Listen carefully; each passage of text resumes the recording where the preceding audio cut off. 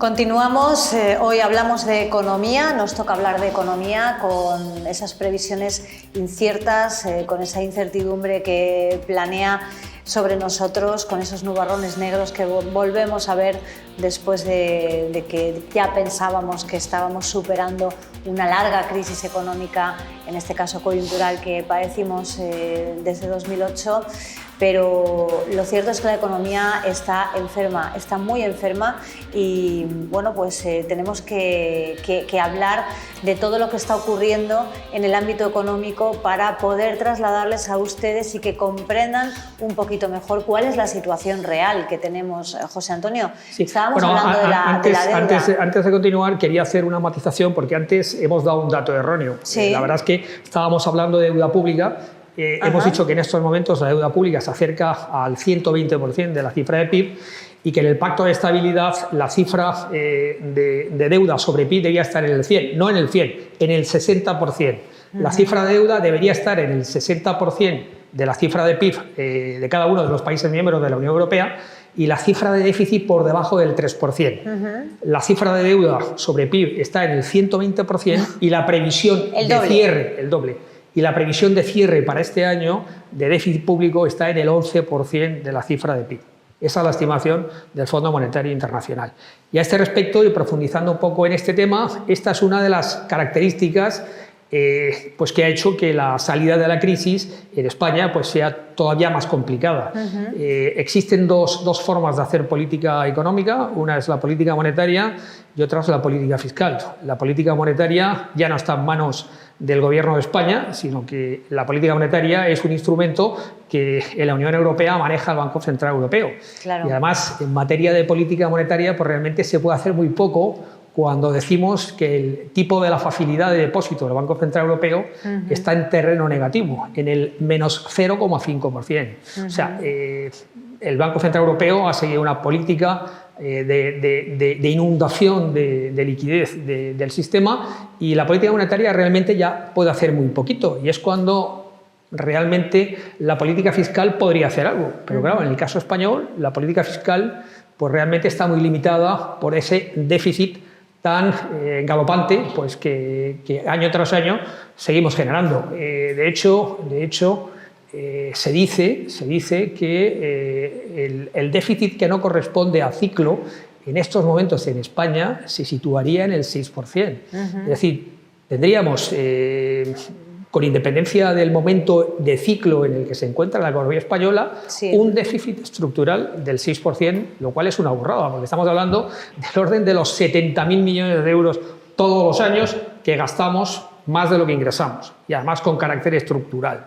Y eso es lo que hay que corregir. A quienes somos, enseguida te doy la palabra, Vicente, pero quería haceros un apunte. A quienes somos más profanos en la materia, cuando os escuchamos hablar y escuchamos todas estas cosas, nos da la impresión de que nuestros políticos están pensando en el presente, pero están pensando en que dentro de 4, 8 años, como mucho, habrá otros y que este problema será de otros. Este problema que generan ellos será de otros. Entonces, realmente da mucho miedo pensar que estamos donde estamos y que no pasa absolutamente nada, porque en una empresa cuando hay un mal gestor se le despide, incluso puede tener responsabilidades civiles sobre esa mala gestión, pero nuestros políticos pueden equivocarse, endeudarse, hipotecar el futuro de todos los españoles y absolutamente nadie dice nada ni nadie no les ocurre nada, no tiene ninguna consecuencia. Pues sí, es como los clubes de fútbol hace 15 años. Sí. Bueno, efectivamente, yo creo que los políticos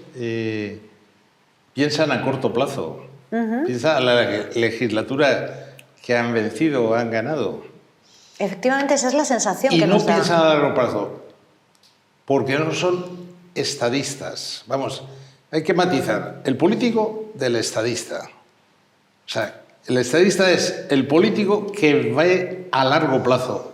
Y hay, bueno, gente como Adenauer en Alemania, Churchill en Gran Bretaña, en su momento, etc. Pero volviendo a lo que ha dicho Villalobos, de que el pacto de estabilidad que deben cumplir los países que están en el euro limita el endeudamiento al 60% del PIB. Pero es que no están cumpliendo casi ninguno. Pero es que España es exageradamente no cumplidora. Si a final de este año, yo calculo que va a tener un 140% de deuda sobre el Producto Interior Bruto, hay una diferencia del 60 al 150 del 80%. ¿Y qué consecuencias y que el 80% tiene hay que pagarlo. esto? ¿Y cómo lo tiene que pagar? Pues con presupuestos generales del Estado con superávit, que no va a haber. Claro. Y si lo hay, vamos a suponer que tenga un superávit de un 1%, que es inalcanzable, necesitaría 80 años para pagarlo. Es decir, que no vamos a pagar. España está endeudada, es una deuda perpetua.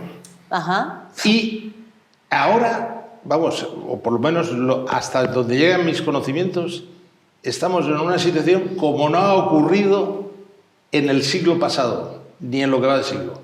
Solamente es comparable a la España de 1902, como consecuencia de la pérdida de las colonias de Cuba, Filipinas y Puerto Rico.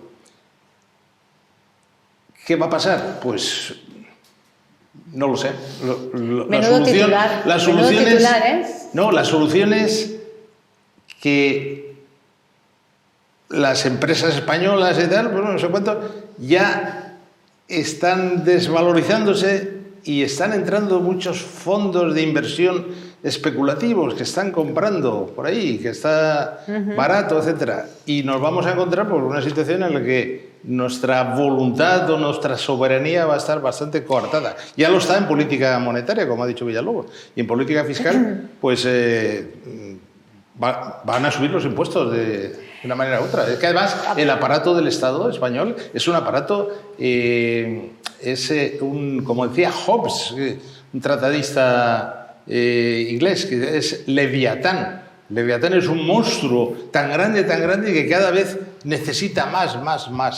Y esto es lo que está ocurriendo en la burocracia española. Nos está dando miedo escucharte, Vicente. Bueno. Se asusta un poco el tema, la verdad.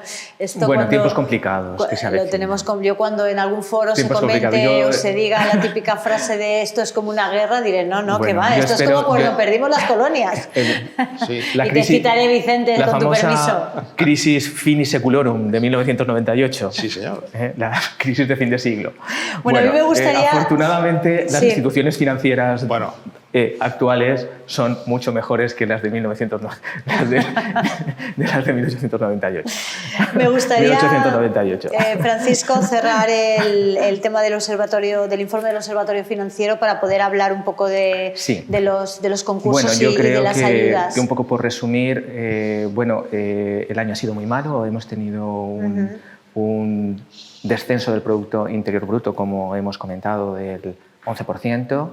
Las previsiones para el año próximo están en torno al 5%. Tenemos que tener en cuenta que crecer el 5% después de haber decrecido un 11% no es lo mismo que crecer el 5% en circunstancias normales, porque la comparativa es respecto al año anterior. Si el año anterior estamos muy bajos, pues crecer es más fácil que si estamos más arriba. ¿Vale? Tenemos que tenerlo en cuenta. ¿Vale? Pero bueno, esas son las perspectivas. Las perspectivas para el año 2022 son del 4,4. El déficit público parece ser que va a estar sobre el 10%, son las previsiones, y la deuda pública sobre el 120-121%. Esas son las previsiones que tenemos. ¿Cuál es el problema de la deuda pública? Para terminar con lo que estábamos, ya no es solo que tengamos que devolverla y no nos puedan prestar, con lo cual entremos en una situación de default, ¿no? O sea, de fallidos. Es que tenemos que pagar los intereses. Sí. Ahora los intereses están muy bajos, pero eso no va a durar. Entonces, cuanto más destinemos al pago de intereses, menos tenemos para destinar al interior del país, menos políticas sociales podremos hacer, menos políticas destinadas al crecimiento tendremos que hacer, porque tendremos que pagar los intereses de los préstamos. Cuanto más debemos, más suben los intereses. Claro. Lo que nosotros producimos, ¿a qué lo destinamos? Al pago de los intereses y a la mejora del país. Si yo destino más al pago de intereses, me queda menos para la mejora del país. Sería esa un poco la cosa. Sí. Ese es el peligro de la deuda. Esas son un poco las perspectivas. El consumo ha descendido alrededor del 4, entre el 4 y el 6%. ¿Vale? El consumo del sector privado ha descendido un 8%. De las administraciones públicas, que es lo único que crece, la administración pública, lo que estábamos comentando, que hay que recordar que se mantiene con el trabajo del sector privado, porque la administración pública se mantiene con el trabajo del sector privado, ha crecido un 7%. No parece, y hay una incógnita, y es que las políticas que parece ser que nuestro gobierno quiere aplicar son totalmente diferentes a las que se están aplicando en el resto de los países de Europa. Ningún país está subiendo los impuestos. Sí, señor. Absolutamente ninguno. Todo el mundo está bajando los impuestos para incentivar el consumo. Tendríamos que pensar, que eso creo que los economistas lo tenemos muy claro, si se recauda más subiendo los impuestos cuando no hay actividad económica o bajando los impuestos precisamente para favorecer que haya más actividad económica. Claro. Esa creo yo que es la preocupación principal. Que es una lucha ideológica entre izquierda y derecha. Exactamente. Que creo que las políticas económicas que se van a aplicar están mediatizadas por las ideas, digamos, políticas o ideológicas de nuestros gobernantes y no por las necesidades reales de nuestro país. Porque no es la política que se va a aplicar, no es la que se está aplicando en ningún país de Europa. Somos los únicos. Es muy prepotente pensar que nosotros tenemos la razón y todos los demás están equivocados. Me recuerda al chiste del loco que iba en dirección contraria, ¿no? Y dicen, hay un loco conduciendo por la autopista. Dice, ¿uno? ¿Hay un montón? Claro. Bueno, yo, complementando lo que ha dicho nuestro decano, diría que efectivamente la política que está siguiendo otros países de nuestro entorno, de la Unión Europea, es la contraria. Bueno, la contraria a la nuestra, que es bajar impuestos, ¿no? España lo que está es subiendo impuestos y va a subir más. Inclusive, detallitos que hay por ahí que se conocen, se va a aumentar la plantilla de inspectores de Hacienda, van a poder entrar por la puerta en cualquier empresa sin avisar o cualquier persona. Esto son normas que están sacando. Se da una cosa curiosa, que no tiene mucha trascendencia, pero que sí que se da, que es que la tasa de ahorro, el ahorro, ha subido un poquito, el ahorro familiar, ¿no? No sé si creo que ha llegado al 16%, cuando normalmente la tasa era el 6 o 7%. La tasa de ahorro está ahora en el 4%. Pero ha subido. Y antes era negativa, el 1,78%. Pero ha subido por esa incertidumbre que genera miedo. Es decir, las familias, a pesar del momento, están ahorrando. Bueno, sí, pero se produce una paradoja. Más que antes. Se produce una paradoja. Porque tienen esa incertidumbre, les genera miedo al futuro y entonces ahorran un poquito.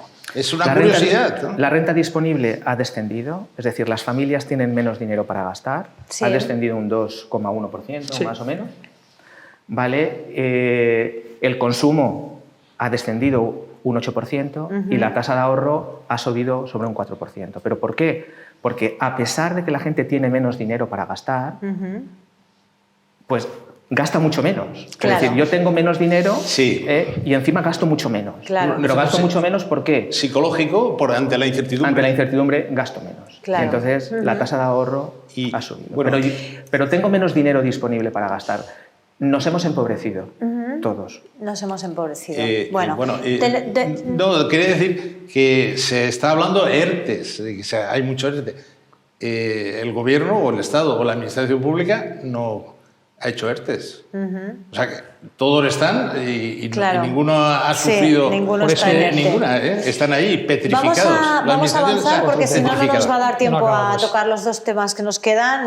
Nos quedan escasamente, no sé si llegamos a los 10 minutitos, pero vamos a aprovecharlos. Concursos de acreedores, Francisco, ¿han subido? Bueno, los concursos de acreedores en el cómputo anual han descendido un 14%, en el cómputo anual, es decir, en el año 2020 en relación al año 2019. Sí. Eso ha ocurrido en todos los países de Europa. Eso no quiere decir que nuestra economía vaya mejor, sino que lo que quiere decir es que la administración pública lo que ha hecho es que ha introducido varias moratorias para que las empresas que están en situación de insolvencia puedan presentar un concurso de acreedores. Claro. Eso ha hecho que las empresas pues intenten aguantar un poquito más antes de presentar concurso. De todas formas, hay un dato importante y es que el crecimiento porcentual desde los concursos presentados en el tercer trimestre respecto a los presentados en el cuarto ha subido un 45%. Es decir, en el cuarto trimestre se han presentado un 45% más de concursos que en el tercer trimestre. Lo cual quiere decir que ya la subida ya se prevé que va a ser. Entonces, ¿la ola viene para cuándo? La ola viene, en principio la moratoria termina el 14 de marzo. 14 de marzo. Si no se prorroga, la previsión es que durante todo el año 2021 los concursos van a seguir creciendo, lo mismo que ha pasado del tercer al cuarto trimestre, pero sobre todo si la moratoria no se prorroga, pues ya inmediatamente tendremos una avalancha de concursos. Seguramente subirá. Esas son las previsiones. Subirá drásticamente el número de concursos. No sabemos si será una ola, si será una avalancha o será un incremento, pero vamos, las previsiones son que el número de concursos va a ir subiendo. De todas formas, el Gobierno ya está negociando la posibilidad de prorrogar nuevamente, sería una segunda prórroga, porque la primera fue hasta el 31 de diciembre, la segunda hasta el 14 de marzo, coincidiendo con el aniversario de la declaración del estado de alarma, y ya están negociando o están barruntando la posibilidad de volver a ampliar ese periodo. ¿Hasta cuándo? No lo sabemos. Claro. Igual que sucede con los ERTEs, de acuerdo que ha habido sucesivas prórrogas. Lo que respecta a la causa de fuerza mayor, estamos ahora mismo, no sé si hasta finales de mayo. Los ERTEs, 31 de mayo. 31 de mayo. Y bueno, pues es simplemente dar una patada y lanzando el problema hacia adelante, porque bajo mi punto de vista, la posibilidad, la moratoria para la declaración del concurso es un error que lo único que hace es perjudicar y dejar en una situación más precaria a las empresas que están en una situación de insolvencia. Esa es mi opinión. Claro.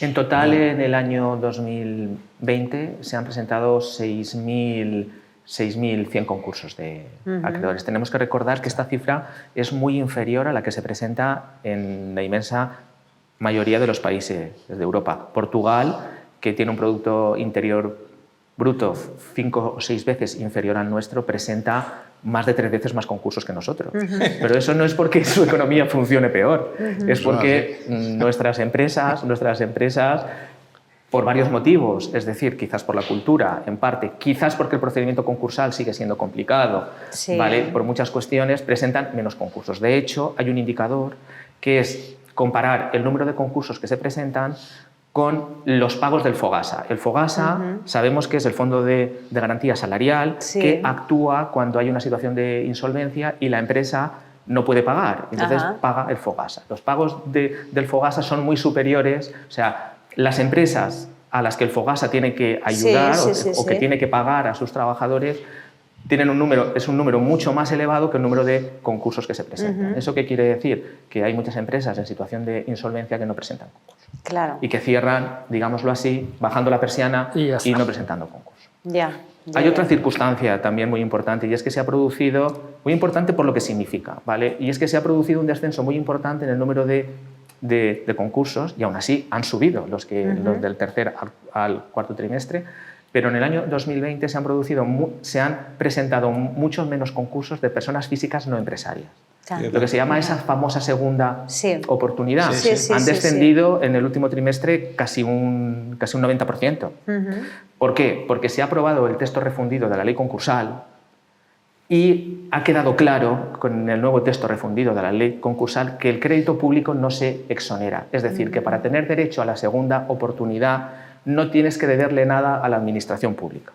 Lo cual que eso parecía que la tendencia era que los juzgados iban a admitir esa exoneración del pasivo insatisfecho del crédito público, eso ha quedado claro que no se exonera, y entonces eso ha sido un desincentivo importante para la segunda oportunidad. Es decir, la segunda oportunidad sí, si la paga el sector privado, pero la segunda oportunidad no, si la tiene que pagar el sector público. Esa es una de las razones, que justifica ese concepto al que hemos hecho referencia en la primera parte del programa de empresas zombies. Sí. Hay empresas zombies porque son empresas que carecen de actividad, pero no están liquidadas a efectos registrales.